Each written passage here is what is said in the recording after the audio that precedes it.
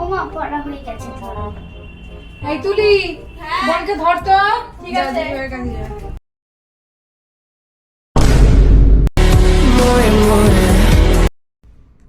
ঠিক আমি যাচ্ছি। আর বসে আছো কি চিন্তা করছো? 3,000 টাকা কাণ্ডে বিলেছে, কালকের মধ্যে বিল দিতে হবে, পরে একটা টাকা আমি জানো।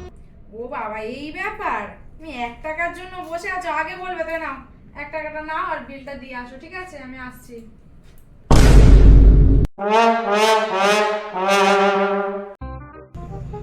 আরে কি গো হলো, চলো তাড়াতাড়ি। হ্যাঁ হ্যাঁ, এই তো ব্যাগটা নেবো, হয়ে গেছে।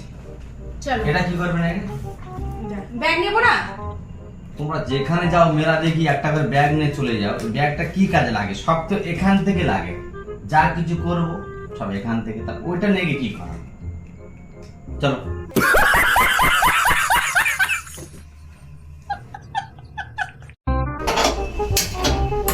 হ্যালো, হ্যাঁ বলো।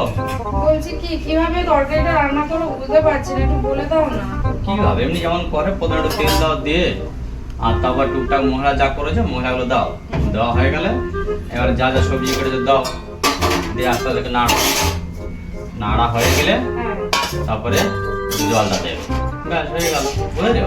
জলটা দাও। এবারে জলটা দেওয়ার পরে আচ্ছা দাঁড়া দাঁড়া, একটু মশলাটা দিয়ে নি। হ্যাঁ, আর কতটা জল দেবে একটু বলবে, ঠিক আছে? জল কতটা দেবে, যেমন ধরো তোমার জল দিচ্ছ তো, দেখবে যে সবজিগুলো যেন ডুবে যায়। এবারে সেইভাবে জলটা দিলে আচ্ছা যেন আচ্ছা, সবজিটা ডুবে যায়, ঠিক আছে ঠিক ঠিক আছে। আছে? আর তারপরে কি করে বলো তো, সিদ্ধ হয়ে গেলে একটু দেখে শুনে নাড়া চিড়ে আমি নেবে, হয়ে গেল। আচ্ছা আচ্ছা, ঠিক আছে ঠিক আছে। আচ্ছা আচ্ছা, রাখো। কি গো, রান্না হলো? এই তো দেখো তো হয়েছে কিনা বুঝতে পারছি না। বাবা, এত জল দিয়েছো? তুমিই তো বলে সবজি যতক্ষণ না ডোবে ততক্ষণ জল দাও। আরে বোকা, তাই বলে মধ্যে বেগুন ছিল আমি জানি নাকি?